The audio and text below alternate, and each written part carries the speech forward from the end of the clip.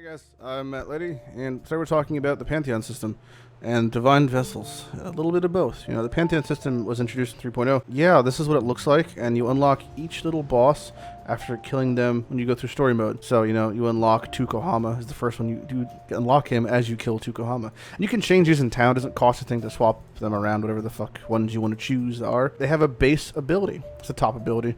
For example, the Brian King one says you cannot be stunned.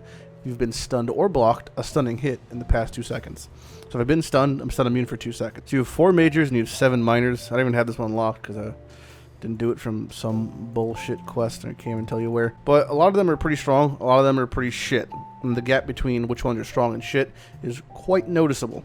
For example, Soul of Brian King, if you are a build that has high life or stun immunity, it's completely useless. And as you can see, they have sub things. And you can unlock the sub categories by giving your divine vessels that are full to Sin. And Sin's in every town. I normally just go to the Ariath epilogue when I want to hand shit in. There he is, looking and talking to Innocence. If you can actually open your Pantheon through him. But once you unlock the sub things, they're there forever. And you can have all of them. I thought at first you can only have one at a time, but you can actually have them all. So it's even better than I thought. And you get these by using divine vessels. The divine vessels you put in the map device with a map. It's not a very intuitive system. Makes the boss a little bit harder. Gives them like kind of turbo. So we'll just go over what all they do, and then we'll show you how to get divine vessels and how to use them and how to apply them and all that stuff. So Soul of Brian King, we have with the stun and can't be stunned for 2 seconds. Subcategories are more stun and block recovery, and the same thing but for frozen, and then reduce chill effect on you. So it's pretty okay for builds that you can maybe get away with not having to use Eye of Chiul or Unwavering Stance for CI, but overall that's about it. Lunaris and Solaris you unlock at the same time. Lunaris is pretty okay. It's like supposed to be an AoE, you're fighting a lot of mobs at once type thing. More phys reduction, movement speed for each enemy around you up to 8. Chance to avoid projectile damage. That's any projectile damage, spell, or attack. Chance to dodge attacks and spells if you've been hit recently. So recently, again, means 4 seconds. And then the last one is really nice, which is avoid projectiles that have changed. Period. Altogether. Now, if you're a totem build or you're a summoner, this might be kind of lucrative. This essentially makes it so you have immunity from chain, at least the projectiles that have actually chain, which is quite nice. Arakali is pretty okay. Reduced damage from dots and chance to avoid lightning damage when hit. Chaos res, damage over time, shock and shock duration reduction. And then the super good one is the Captured Herald of Thunder one, which is increased recovery of life and ES if you stop taking damage over time recently. So what that means, stop taking damage over time recently, is kind of a weird wording.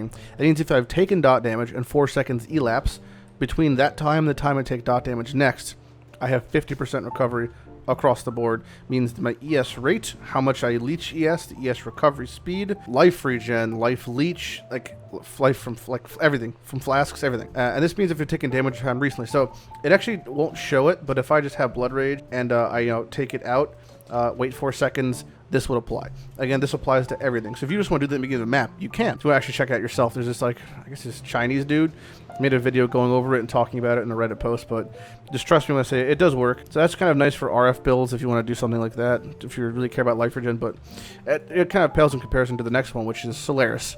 Solaris is good. It's really fucking good. Like, it's really good. I think it's bar none the best of the 4 big ones. And the Solaris makes you take less damage reduction to 1 enemy, so it's just like for boss killing, and then 20% chance to take half damage from AoE hits. So that's massive. So that's Adziri Flame Blast, Storm Call, Shaper Slam, Vinktar's Explosion. Like, there's so many AoE ability. Flame Blood. You know, you get just 20% chance to not die to Flame Blood. Insane. Reduced damage, elemental damage taken if you haven't been hit recently. So if I haven't taken an LA hit in 4 seconds, it does 8% less damage to me.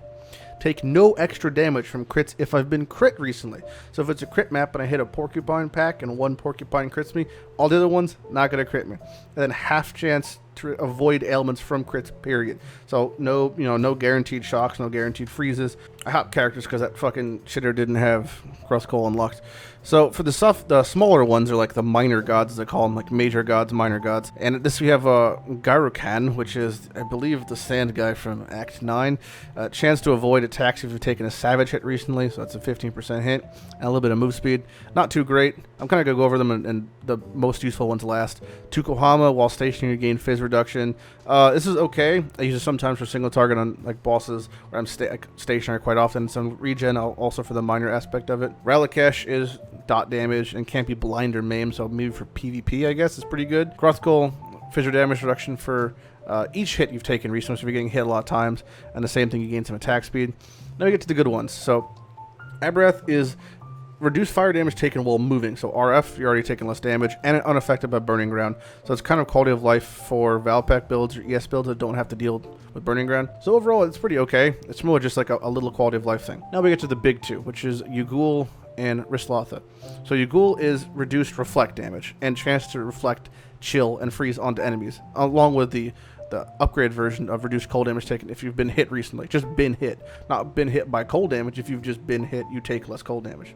But mostly people use it for the reduced reflection. You know, this in combination with Slayer and Elemental, this gives you 75% reflect reduction, which is enough for most builds to be okay. Now, the big one for me is Rislatha. We're going to jump back to Cyclone Earth. So Rislatha has life flasks gain 3 charges every 3 seconds if you haven't used a flask charge recently. So every 3 seconds, you'll see my charge count is going to start going up after 4 seconds. Theirs currently has 3 charges. Currently has 6 charges. 1, 2, 3. Currently has 9 charges. And it's going to keep going up. This just makes it's like a mini Pathfinder for a lot of builds. So if you're in a fight, and you've especially with the Blood of Kuri buffs, which is insane, this is so fucking useful because this will get you could just run around and you'll just get your flasks back up. So this will make it so that your flasks, your life flask, will just come back like crazy fast during fights, and you can actually stagger them. So for example, if I did both of them, right, it doesn't mean that they don't share the ability. They both will get their flask charges back. 1, 2, 3, 4, and they'll start gaining 3 seconds each one. So it's not like 3 goes to 1 and 3 goes to the other. It's not like Val Soul splitting priority. They both just get their charges back. On top of that, if you have the upgraded version, you have 60% increased life flask recovery from flasks on low life. This means that instant flasks can heal for more. Slow rolling flasks, once they'll like shotgun the fact that you're on low life, and they'll just keep that high rolling going. So it's quite useful. This does not work for hybrid flasks, so it has to be just a light flask. So Divine Vessels are these little things that they'll drop in game. Most leagues are like an Alk, I think. Harbinger, they are 3 chisels. So yeah, basically they're free, but their drop rates are super rare for some reason. Like I've seen more Divine Orbs drop than Divine Vessels, so yeah. So as you see on the thing, it each says above capture, capture, capture. For example, this one is going to say capture Penitentiary Incarcerator. And that means you have to capture the soul of that boss. And if you don't know what that boss is, you can check it on the wiki. I'll add the description in the video below, but you can actually just go to the map bosses on the wiki and it'll show all the map names. So for example, I didn't know what Penetrating Incarcerator is. I just type in pen, I see it, oh, it's dungeon map. Now I know what to look forward to. And all you have to do is you just take your map. So for my example, it is a dungeon map because I want to get the Penitentiary Incarcerator. I plug it in and I put in my vessel in the map, all right, and I just activate it, and it's gonna still be there. It's not like a sack frag where it eats it. It'll be gone for now, but it comes back later. So basically, you just go kill the boss. All right, here is the Penitentiary Incarcerator coming up. Now, after you kill the boss, you get this really large message across your screen, and it's going to tell you that no, I'm just kidding. You get nothing. It doesn't say anything. You'd think it would. You'd think, when you complete a map for the first time, it says you've just map achievement unlocked or whatever. But no, it says nothing, and it's not intuitive. Like you wouldn't think to put it in the device, or the fact that it just be sitting in there, but that's what it looks like.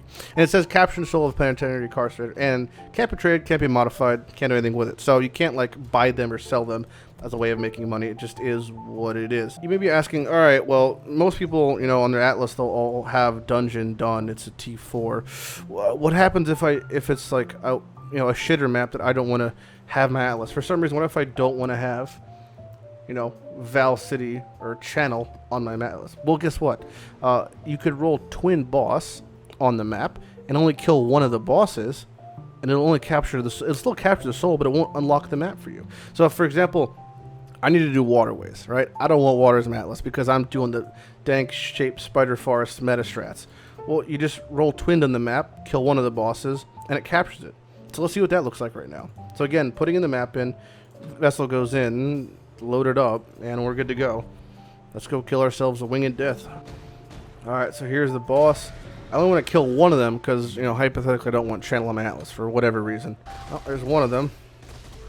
Okay, one is dead. The other one is still alive. Let's just go show you it's still alive. And there it is. Boom, winged death still over there.